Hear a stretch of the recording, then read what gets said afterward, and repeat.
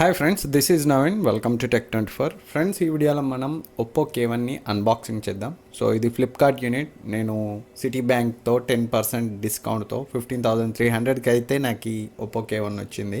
So 4GB 64GB variant, ఒకటే variant.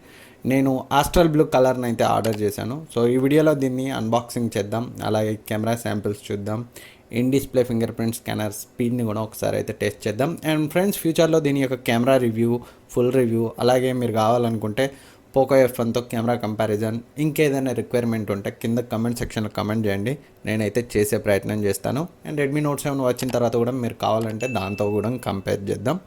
So ముందైతే మనం బాక్స్ను ఓపెన్ చేద్దాం. సో బాక్స్ పైన అయితే మీరు చూడొచ్చు ఒప్పో బ్రాండింగ్ ఉంది. ఇక్కడ 4GB 64GB స్టోరేజ్ వేరియంట్ ఇది. సో ఆస్ట్రల్ బ్లూ కలర్ కూడా కనిపిస్తుంది. బాక్స్ కింద మీరు స్పెక్స్ని చూడొచ్చు. 16+2 camera, 25 megapixel front camera, screen size 6.4 inch AMOLED display. So ఇంకా రిమైనింగ్ స్పెక్స్ని చూడొచ్చు. టైం వేస్ట్ చేయకుండా బాక్స్ని ఓపెన్ చేద్దాం. ఓపెన్ చేయగానే పైన మనకు ఒక చిన్న బాక్స్ ఉంది. సో రొటీన్ దీంట్లో మనకి SIM injector tool and back cover, కొన్ని పేపర్స్ కూడా ఉన్నాయి. సో వీటిని పక్కన పెట్టేద్దాం ఇప్పుడైతే. నెక్స్ట్ ఫోన్ ఉంది, దీన్ని కూడా పక్కన పెట్టేద్దాం. చాలా బాగుంది ఫోన్ అయితే.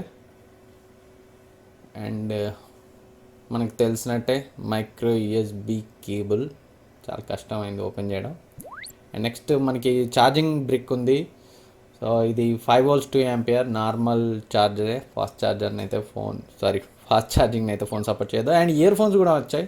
సో చాలా కంపెనీస్ అయితే ఇవ్వట్లేదు ఇయర్ ఫోన్స్ను. దీంట్లో మాత్రం మనకి ఒప్పో K1లో ఈసారి ఇయర్ ఫోన్స్ వచ్చాయి. ఇప్పుడైతే ఫోన్ చూద్దాం. ఫోన్ అయితే చాలా బాగుంది. బ్యాక్ సైడ్ ఆ గ్రేడియంట్ కలర్స్, ప్లాస్టిక్ బ్యాకే అయినప్పటికీ గ్లాస్ ఫినిషింగ్ ఇచ్చారు వీళ్ళు. సో గ్లాస్లో గ్రేడియంట్ ఎఫెక్ట్ బాగానే కనిపిస్తుంది, కానీ గ్లాస్ ఫినిషింగ్తో ప్లాస్టిక్ గ్రేడియంట్ ఎఫెక్ట్ ఇది కూడా చాలా బాగుంది. బ్లూ కలర్ అండ్ ఇది వైలెట్ కలర్ కాంబినేషన్లో ఉంది, పింక్ కూడా కాదు. సో ఒకసారి అయితే డివైస్ని ఓపెన్ చేద్దాం. ఓపెన్ చేసిన తర్వాత సెటప్ చేసి ఫింగర్ ప్రింట్ని అయితే నేను ఒకసారి టెస్ట్ చేస్తాను. ఫస్ట్ ఫింగర్ ప్రింట్ని అయితే సెటప్ చేస్తాను. In display finger print scanner first time నేను కూడా యూజ్ చేయడం.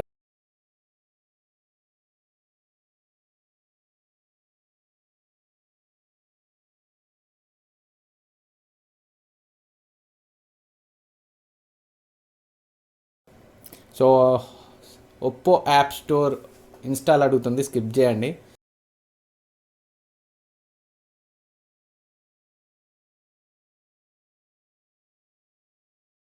సో చాలా ఫాస్ట్గా అన్లాక్ అవుతుంది.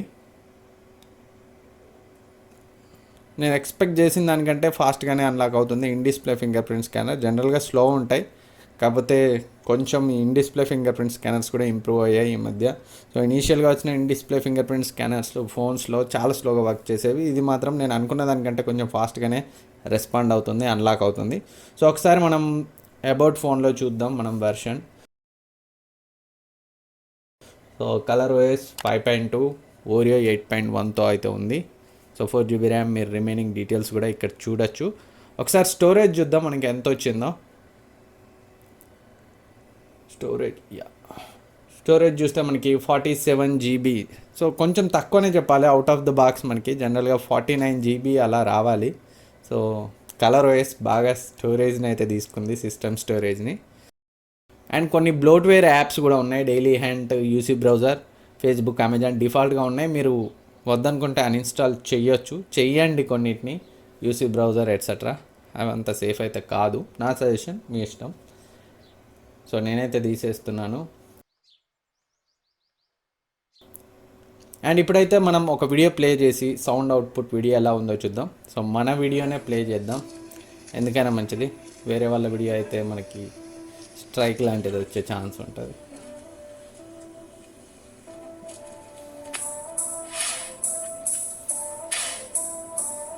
సౌండ్ అవుట్పుట్ అయితే చాలా బాగుంది.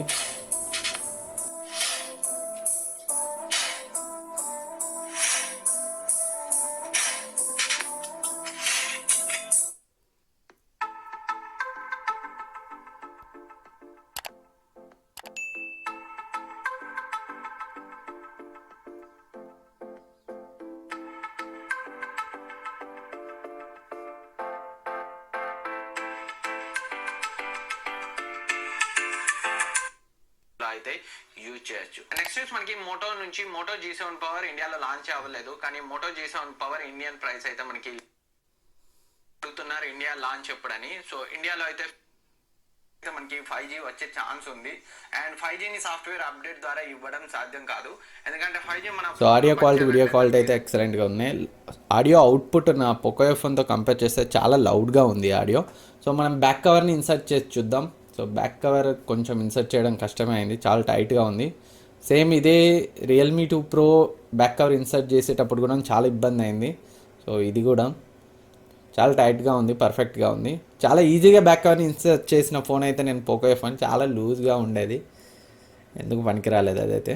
సో ఒకసారి ఓవర్ వ్యూ చూద్దాం. మనకి 6.4 ఇంచ్ సూపర్ AMOLED డిస్ప్లే, చాలా వివిడ్గా ఉంది, కలర్స్ అన్నీ చాలా వైబ్రెంట్గా ఉన్నాయి. సో శాంసంగ్లో ఉండే AMOLED డిస్ప్లేకి ఏమాత్రం తీసుకోలేదు. బ్యాక్ అయితే ఎక్సలెంట్గా ఉంది ఈ ఫోన్లో, డిఫరెంట్ బ్యాక్, ఇదే ఫస్ట్ టైం చూడడం. 16+2 డ్యూయల్ కెమెరా అండ్ LED ఫ్లాష్ని అయితే మనం చూడొచ్చు. Back Oppo branding. బాటంలో చూస్తే audio jack, mic, USB port, speaker grills అయితే చూడొచ్చు మనం. అండ్ రైట్ సైడ్ మనకి పవర్ బటన్ ఉంది, ఓన్లీ పవర్ బటన్ ఉంది. And left side volume rockers, అలాగే మనకి సిమ్ స్లాట్ కూడా కనిపిస్తుంది. ఇది డెడికేటెడ్ సిమ్ స్లాట్, మూడింటిని యూజ్ చేయొచ్చు, 2 సిమ్ములు మెమరీ కార్డ్ని అయితే యూజ్ చేయొచ్చు. అండ్ పైన చూసుకుంటే మనకైతే ఓన్లీ నాయిస్ క్యాన్సిలేషన్ మైక్ మాత్రమే ఉంది. సో డివైస్ అయితే చాలా బాగుంది, డిస్ప్లే ఎక్సలెంట్గా ఉంది. బ్యాక్ ఆ గ్రేడియంట్ ఎఫెక్ట్ స్పెషల్ అట్రాక్షన్ అని చెప్పొచ్చు ఈ ఫోన్లో. ఫ్రెండ్స్, నేను ఈ ఫోన్తో కొన్ని కెమెరా శాంపిల్స్ తీసాను, అవైతే ఇప్పుడు చూడండి.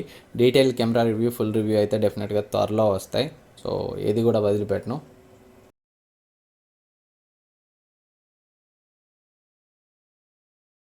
అండ్ కెమెరా శాంపిల్స్ అయితే ఇనీషియల్గా చాలా బాగున్నాయి. డే లైట్లో, లో లైట్లో ఎక్స్పెక్ట్ చేసిన దానికంటే కొంచెం కెమెరా అయితే బాగానే పర్ఫామ్ చేస్తుంది.